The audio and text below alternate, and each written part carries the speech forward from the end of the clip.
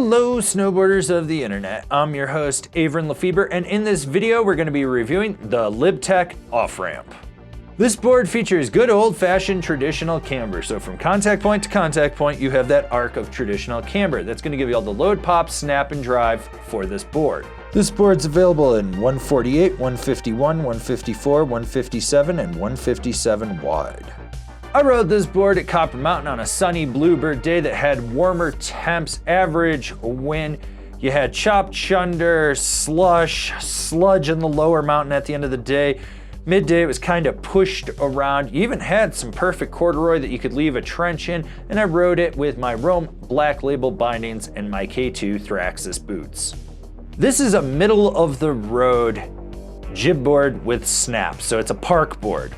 There's nothing mind-blowing to it. You got some nice sweet spots in the nose and the tail, slightly stiffer through the middle. The torsional flex is abundant and it's easy to engage.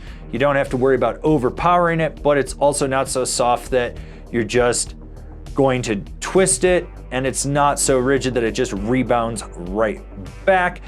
When it comes to stability, it's a Mervin manufacturing board. It's gonna be damp due to the construction methods of it. You might get a little chatter in the tips and that might slightly resonate back underfoot, but it's not enough that it's gonna buck you.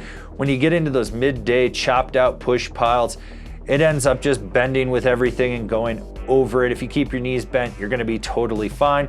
Overall, the board's lively, but still stable for what it is. With this board having camber, it feels like a board that you've ridden for a whole season with its snap. It is superb.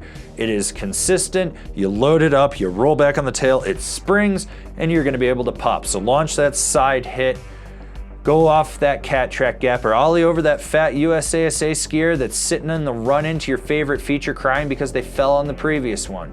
Seriously, screw that kid. You should move. And if you're gonna hit jumps, small to medium are really where it stands out. You could go to a bigger feature if you want to, as long as you know how to land it, you'll be fine. It is a little bit softer in the tips, so when you set down on something bigger, it may wash out on you, but overall the pop is perfect for hitting transition, popping off a lip. You don't have to worry about it. It gets you in the air, it does what it needs to do, and if you're being laid back and you just got it like pushed down and loaded, you can let it spring off that lip and you're gonna get up in the air. It's just a solid jib board with snap.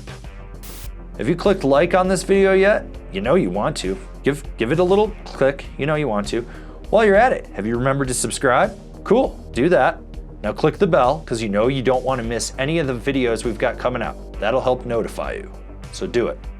When it comes to butters on this board, you've got these nice sweet spots in the nose and the tail. Yeah, you're gonna have to leverage your weight and really push into them to get them to engage, but when you do, it locks in and it holds.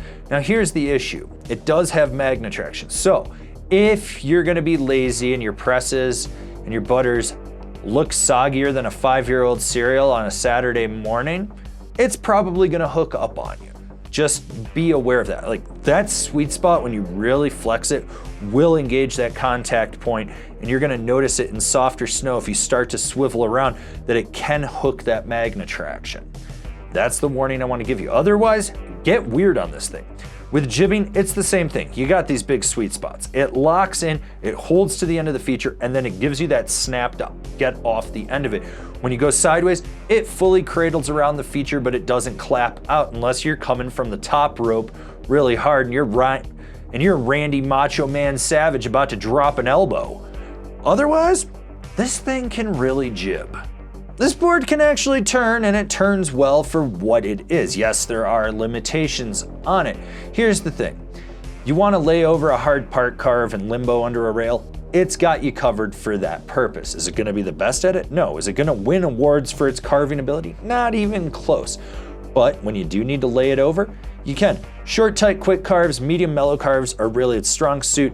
It grips, and you feel secure from that magnet traction, but you don't feel so locked in that you have to ride the carve out. You have enough torsional flex with this, so when you're ankle steering, you can just control it right underfoot and ride it more like a skateboard. Long and short of it, if you know how to carve, you're not gonna have a problem. If you don't, it's still not gonna kill you. So who's this board for? It's for the jib rider that is at a higher level, wants a little bit of snap. They might be riding some ice, so they need that magnetraction for added grip.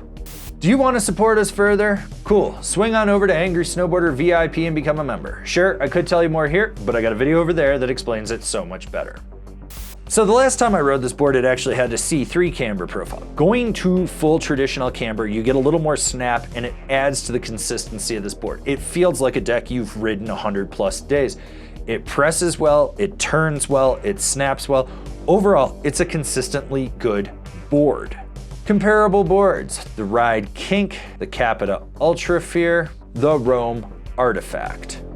Binding recommendations, the Bent Metal Axtion, the Ride C6, the Union Ultra. This has been my review of the LibTech off-ramp. Are you looking for some bindings for it? Why don't you go check out one of the reviews for the recommended bindings. That way we can get you fully dialed in.